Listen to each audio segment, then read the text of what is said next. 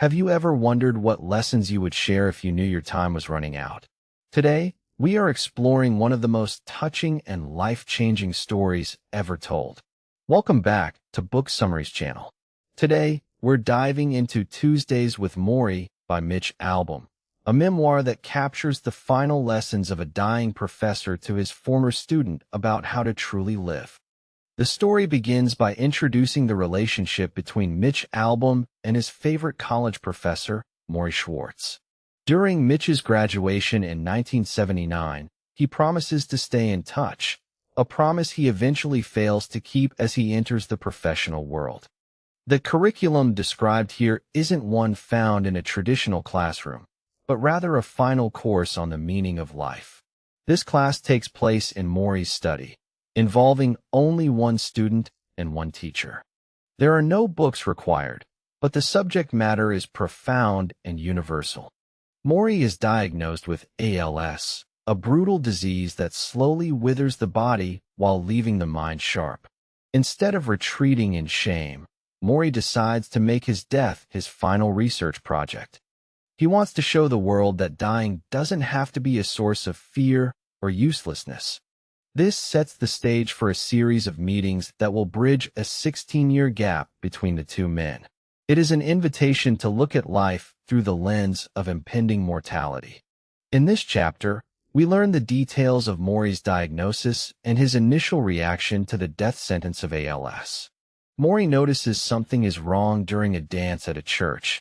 He realizes his legs are no longer following his commands. After a series of tests, the doctors deliver the grim news that he has roughly 2 years to live. Morrie is stunned to see that the world continues to move on outside the doctor's office despite his personal tragedy. He begins to experience the loss of his physical independence, eventually requiring help with the most basic human functions. Rather than becoming bitter, he develops a philosophy of active dying. He decides to host a living funeral so he can hear all the wonderful things people would say about him while he is still alive. This chapter highlights the contrast between Morrie's physical decline and his spiritual growth.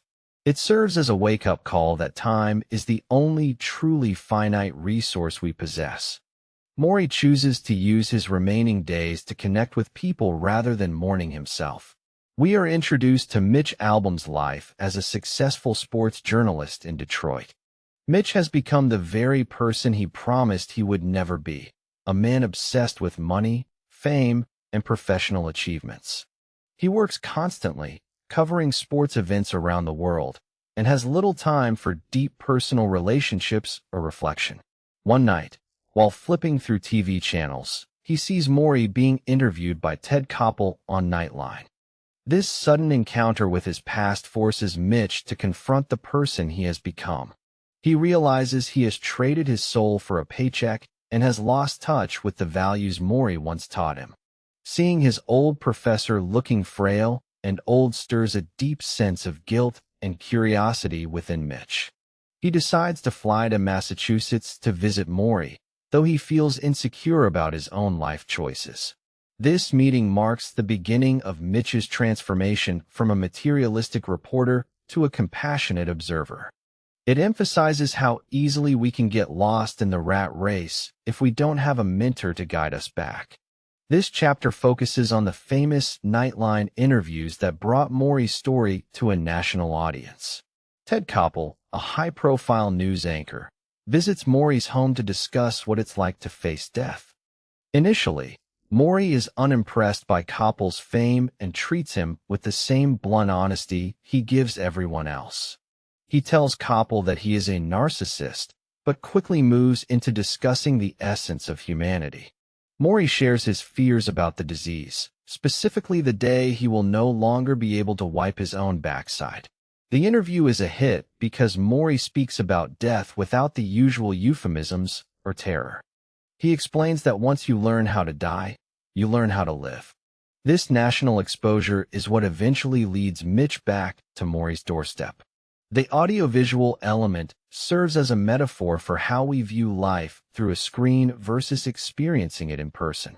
It shows Morrie's willingness to be vulnerable in front of millions to teach a lesson on dignity.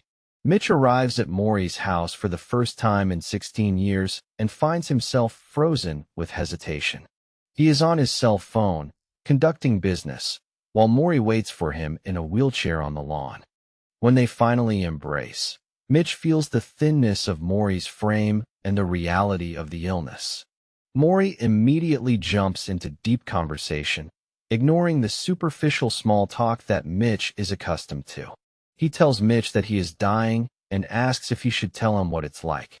Despite his own discomfort, Mitch finds himself drawn back into the role of the student. They reminisce about their time at Brandeis University and the nicknames they had for each other. Mitch realizes that Morrie's spirit is still the same, even if his body is failing. This orientation is Mitch's re-entry into the world of emotions and human connection. It sets the foundation for their weekly meetings on Tuesdays.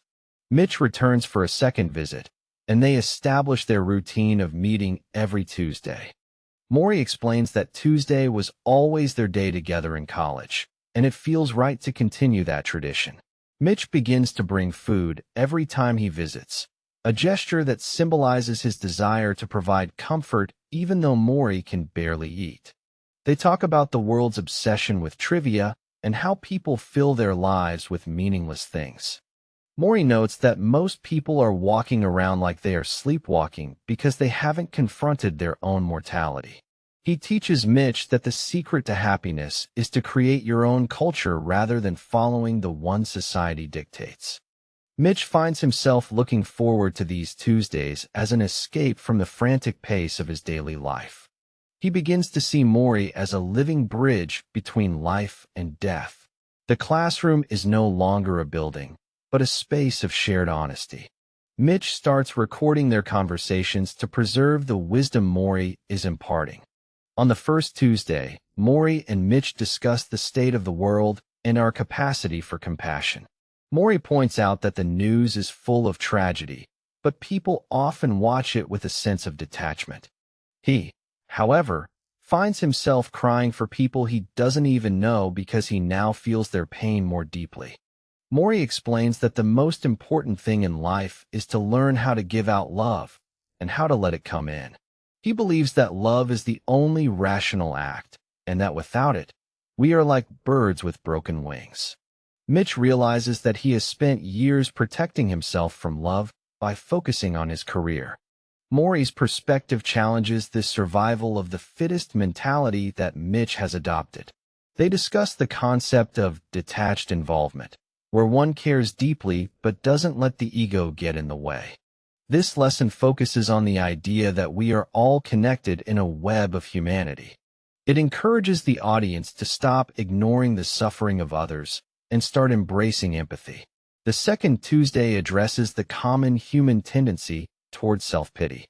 Morrie admits that he allows himself a few minutes of mourning every morning.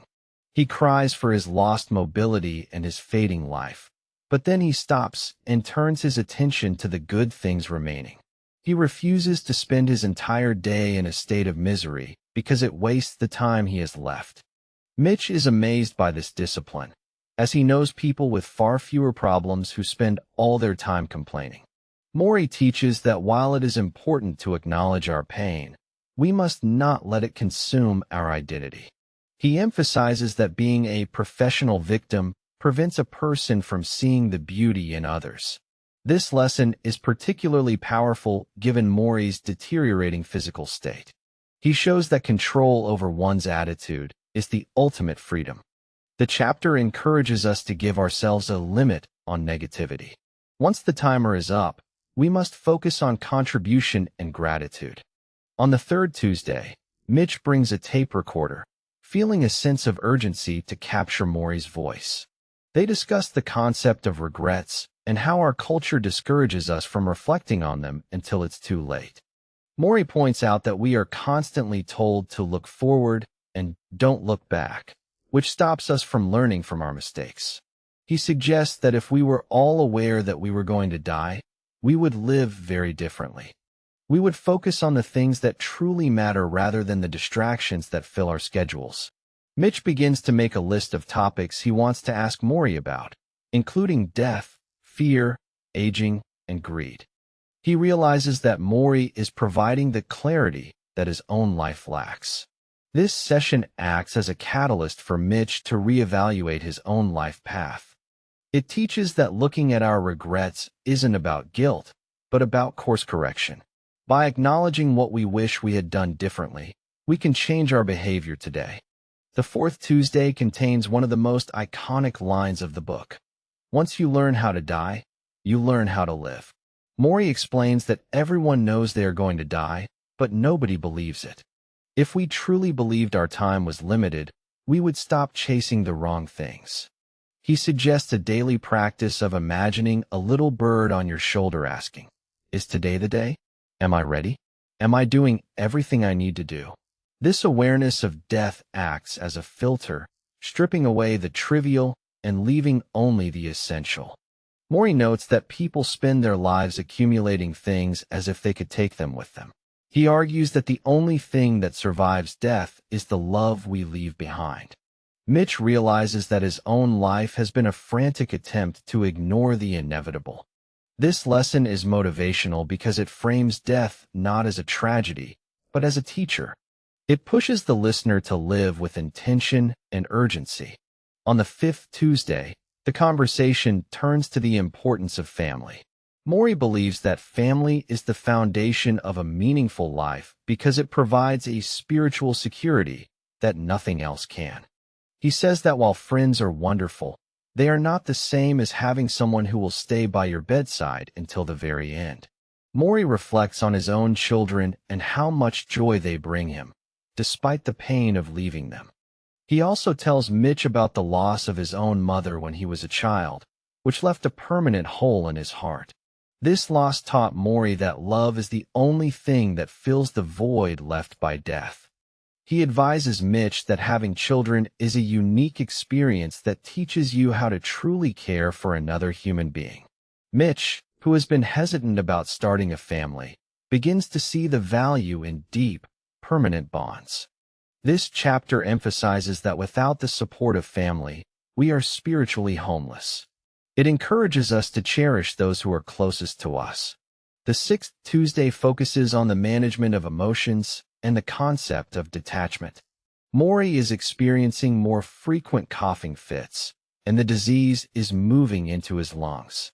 He tells Mitch that he practices detaching himself from the pain and the fear of suffocation.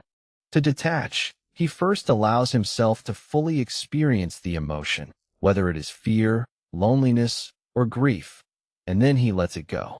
He explains that if you hold back your emotions, you become a prisoner to them.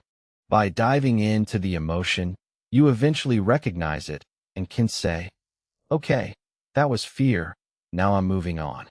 This psychological technique allows Morrie to remain calm even as his physical condition worsens. Mitch learns that suppressing feelings only makes them stronger and more dangerous. This lesson is incredibly practical for anyone dealing with stress or trauma. It teaches that true emotional mastery comes from vulnerability, not from being tough. By letting emotions wash over us, we gain the power to not be drowned by them. In this session, Morrie and Mitch discuss the universal fear of getting older and losing youth.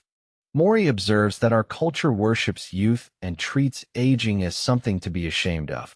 He argues that this is foolish because aging is not just decay. It is growth and experience. He tells Mitch that he is not envious of young people because he has already been a young person. He embraces his current age because it contains all the ages he has already lived. Morrie explains that the desire to stay young usually comes from an unfulfilled life. If you find meaning in your current life, you don't want to go back. He views himself as a child again because he needs help, but he enjoys being taken care of rather than resisting it. This perspective shifts the narrative of aging from a loss of power to an accumulation of wisdom. It challenges the listener to find value in every stage of life. Morrie shows that the inner child and the wise elder can coexist peacefully. The eighth Tuesday is a direct critique of materialism and the pursuit of wealth. Morrie notes that we are brainwashed into believing that more is better, more money, more cars, more status.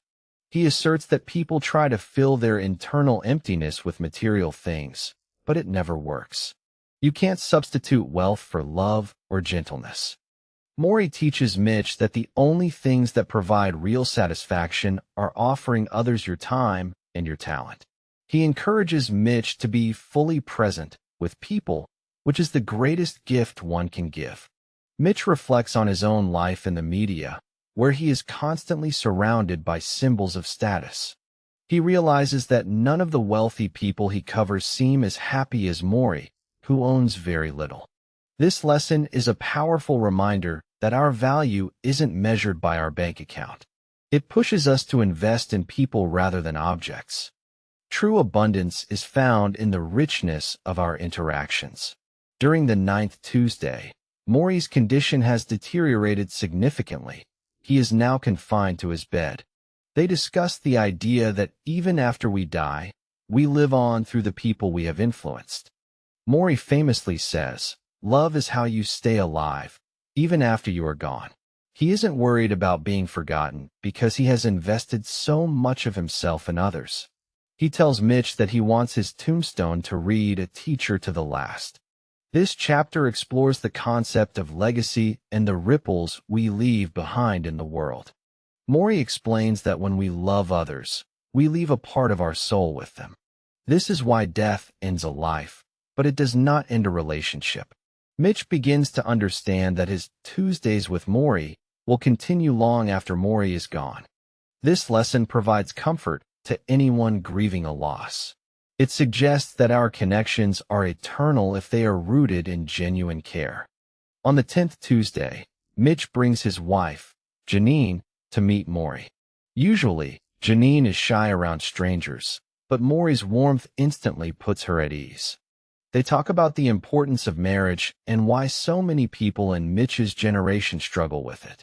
Morrie believes that marriage is an essential test of character because it requires compromise and the ability to put someone else first. He shares the rules for a successful marriage: respect, compromise, openness, and a shared set of values.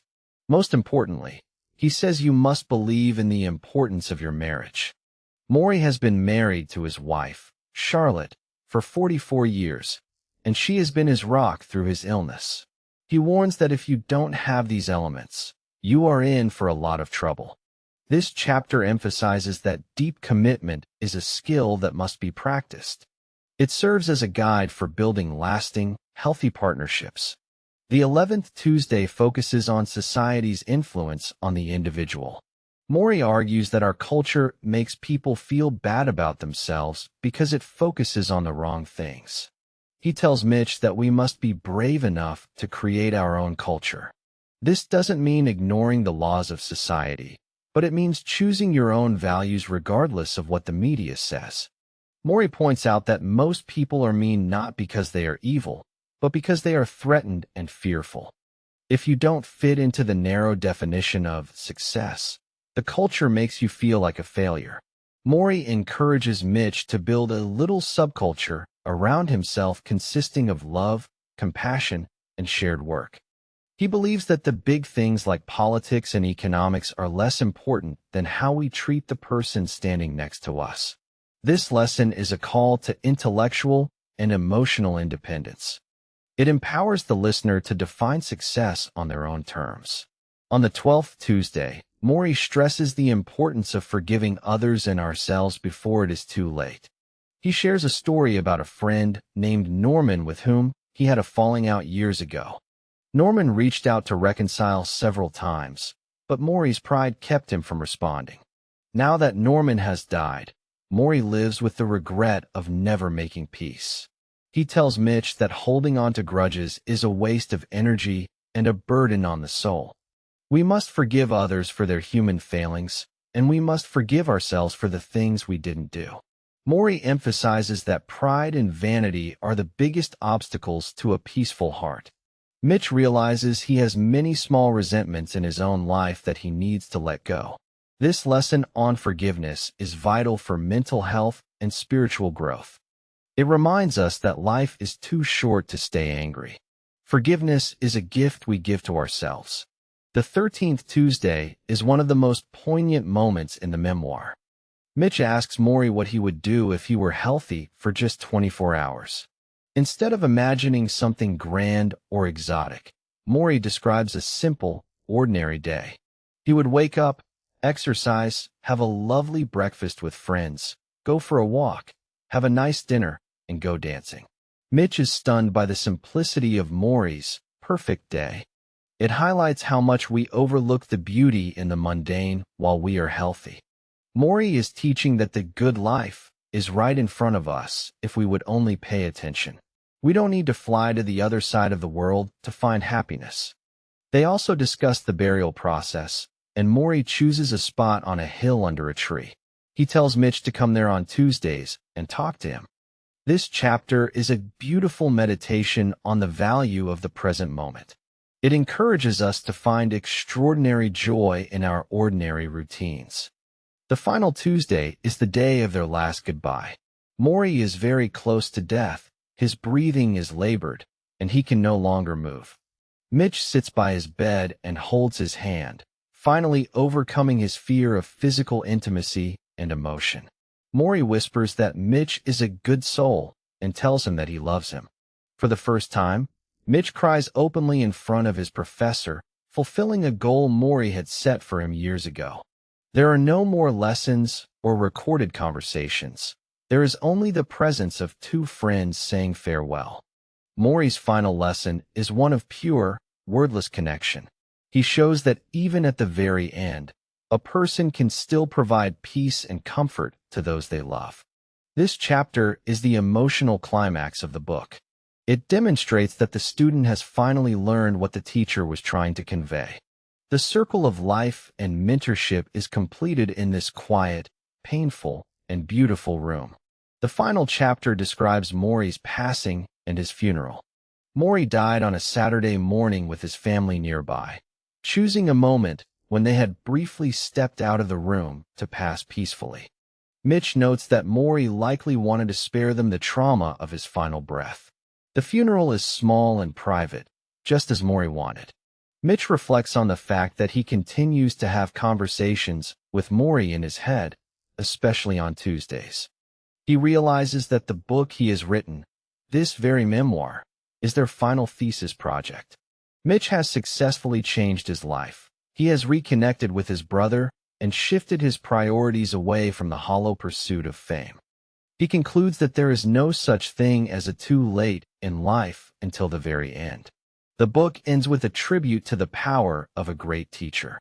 It leaves the reader with a sense of hope and a desire to live more authentically.